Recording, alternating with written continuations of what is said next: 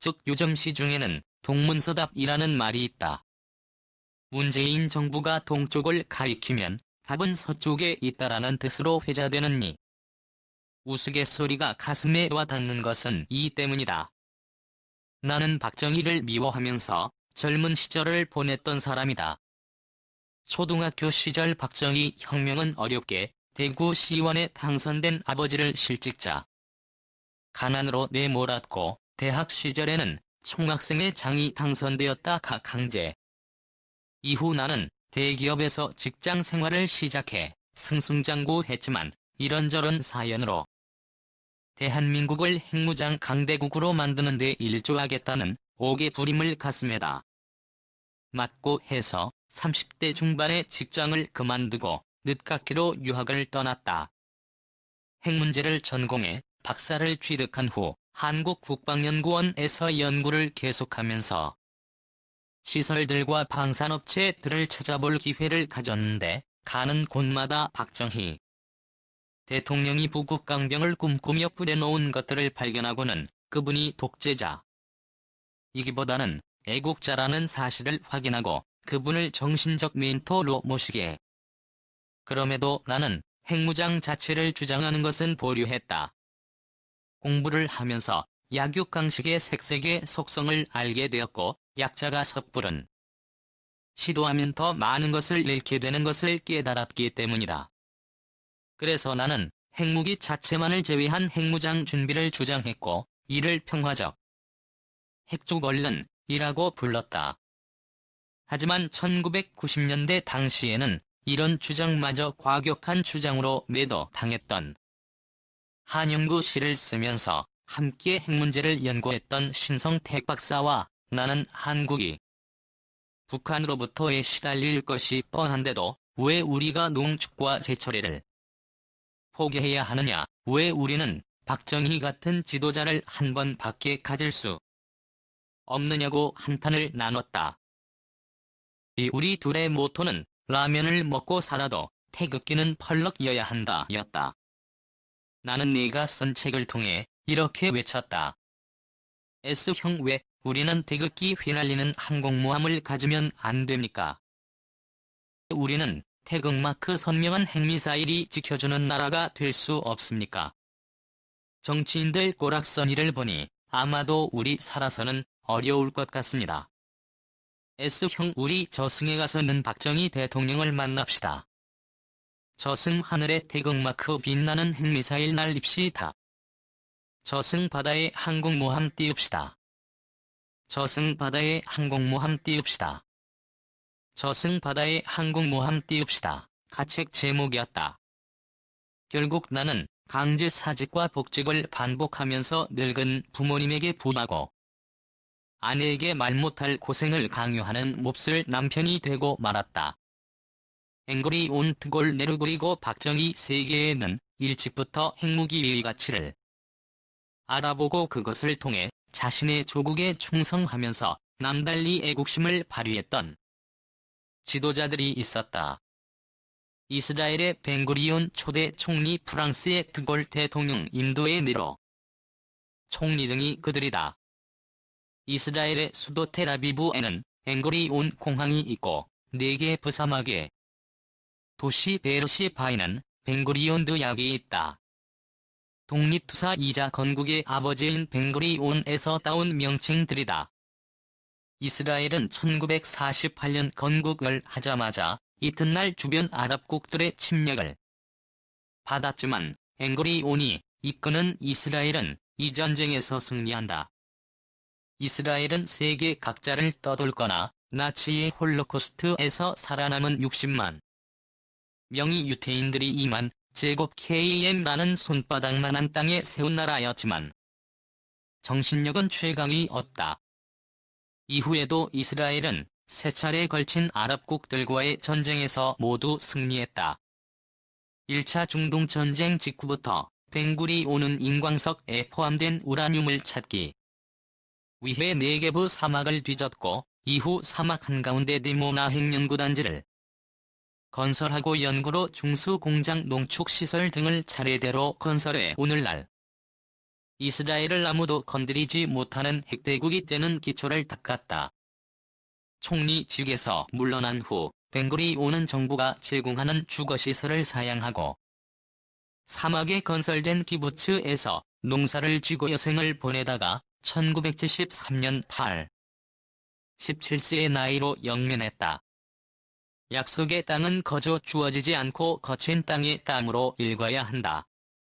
그가 남긴 말이다. 그가 남긴 유산이라고 낸 4평짜리 침실에 덩그러니 남은 간이 침대, 책노추, 전자구리고 찻잔 한 벌이 전부였다고. 이스라엘 정부는 그의 유언에 따라 그를 모세의 광야가 내려보이는 네게브 사막의 아인 아부닷 협곡에 묻었다. 프랑스의 드골 대통령도 조국의 영광을 재현하기 위해 헌신한 애국자여. 드골 장군은 2차 세계대전 중 미군에 의해 파리가 해방되던 날 몹시 씁쓸해했으며 전쟁이 끝나면서 미국이 핵기술을 차단했을 때는 더. 이후 독자핵 개발을 향한 드골의 집념은 진실로 대단했고 1960년 2월 프랑스는 마침내 자국의 식민지인 알지리의 사막에서 핵실험에 위대한 프랑스 만세. 이제 프랑스는 더 강력하고 자랑스러운 나라가 되었다. 핵실험 성공 보고를 받고 트골이 했던 일성이었다. 트골은 1969년 은퇴한 후 정부가 제공하는 의전을 사양하고 젊은 군인 시절을 보냈던 향리 콜롬베로 들어가 그곳에서 1970년 79세에 프랑스 정부는 그가 남긴 유언에 따라 그의 유해를 국가유공자 뮤즈가 아닌 콜롬베 공동묘지에 안장했다. 핵강국 인도의 기초를 닦은 네로 총리도 독립투사이자 애국자였다. 인도 대륙은 1947년 독립하면서 인도와 파키스탄으로 분리되었다. 네로 총리는 지금은 비록 혼란스럽고 가난한 나라이지만 언젠가는 인도가 세계 최강국 반열에 오를 것으로 믿었다. 그래서 인도를 슈퍼베이비라고 불렀고 중국에 앞서 일찍부터 핵기술을 개발했다. 미국과 소련은 그리고 중국이 세 나라를 제외한 나머지 세계를 둘러보라. 선진국도 많고 문화적으로 우수한 나라들도 많지만 세계 네 번째 강대국이 될 나라는 다름 아닌 인도라는 사실을 알 수 있을 것이다. 1954년 인도 의회에서 행한 그의 연설에는 강대국을 향한 확신과 집념이 서려 있었다. 부국강병을 향한 박정희의 집념과 너무나 닮았다. 네로 총리는 경진국 중국보다 앞서 국토 곳곳에 핵연구단지들을 건설해 핵기술을 확보해 나갔지만 결코 섣불리 핵무기를 선보이지는 않았다.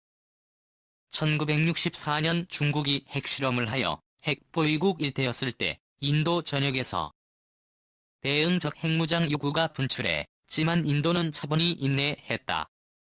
그러다가 1998년 첫 핵실험을 하고부터는 축적된 기술과 자원을 이용해 단숨에 세계 제4의 핵보유국으로 부상했다.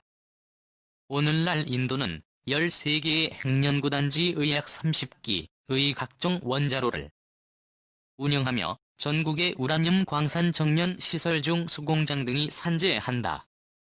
중국의 끝없는 팽창 주야망에 대항하기 위해서는 한국, 미국, 일본이 중심이 되는 핵무장 자유동맹을 결성해야 한다. 이렇듯 벤구리온, 드골, 네로 등은 자신의 조국이 처한 상황에서 국가안보와 국가 위상을 지키기 위해 그리고 다가오는 미래의 위험에 대처하는 조국을 만들기 위해 핵무장을 시도했고 공직에서 물러난 이후로는 소박한 여생을 보내다가 무일푼 빈손으로 박정희도 그랬다. 우리도 한번 잘 살아보자 고 외치면서 새마을 운동을 일으키고 무역 입국을 통해 외화를 벌었으며 1971년 미국 274단을 철수했을 때 조국을 지켜내고 부강한 미래 강국을 만들기 위해 그래서 1974년 프랑스와 제철이 공장 건설 계약을 맺었고 1975년 미국의 압력으로 핵무기 개발을 포기하고 난 후에도 먼 미래를 내다보면서 잠재력을 키우겠다는 일념으로 중수로 인월성 1호기를 도입했다. 중수로는 경수로와는 달리 고순도 플루토늄을 생산할 수 있는 원자로 한반도 핵연형과 홍무장 자유동맹을 위해 이제 우리는 박정희 정신을 되새기며 당면 위협과 미래 위협을 내다보면서 지금부터라도 균형 정책을 취해 나가야 한다. 우리에게는 북한의 도발선과 북핵이라는 매우 분명한 당면 위협이 있다. 미래 위협도 분명해지고 있다.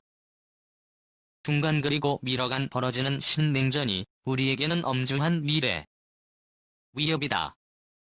특히 북한의 핵 보유를 두둔하면서 중러북 3국 간의 군사적 결속을 통해 새로운 패권 세력으로 등장하려는 중국은 이미 다양한 분야에서 당면 위협이 되고 있지만 장기적으로도 한국의 정체성, 독립성 가치 등을 위협하는 엄중한 미래 위협으로 다가올 것이다.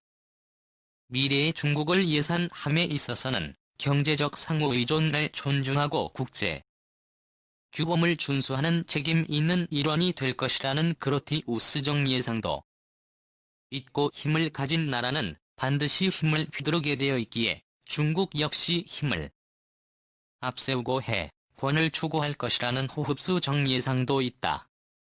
하지만 지금까지의 중국의 행태를 종합하건대 그로티우스적인 중국을 기대하기는 어려울 것으로 보인다. 국가 생존과 번영을 위해 한국이 택해야 할 선택도 분명해 보인다. 한국은 한미동맹 및 한미일 안보 공조라는 틀에서 자유민주주의 국가로 생존 번영해왔다. 앞으로 가야 할 길도 이 길일 것이다. 2017년 출범 이래 문재인 정부가 취해 온통 북친중 탈미 반 중국의 끝없는 팽창 주야망에 대항하기 위해서는 한국, 미국, 일본, 대만, 호주, 뉴질랜드 등 영내 모든 자유민주주의 국가들이 한덩어리가 되어 균형을 모색해야 할지도 모르는 일이다. 증강하고 북한의 핵무기 역증강을 방조한다면 동아시아의 핵균형은 을 방지하기 위해 미국의 아시아 동맹국들이 핵무장을 통해 영내 전략적 안정성을 유지하고자 하는 것은 정당한 대응일 것이다. 최근 미국의 연구기관과 정부에서 아시아 동맹국들의 핵무장을 허용할 필요가 있다는 언급이 나오고 있는 것은 이 때문이다. 한국은 이 모든 경우에 대비해야 하며 그러기 위해서는 늦었지만 현재의 북핵 위협과 신흥전 상황을 종합할 때 첫 번째 단계는 상당 수준 진전이 되어 있어야 마땅하지만 문재인 정부 이후 유명무실해지고 있다는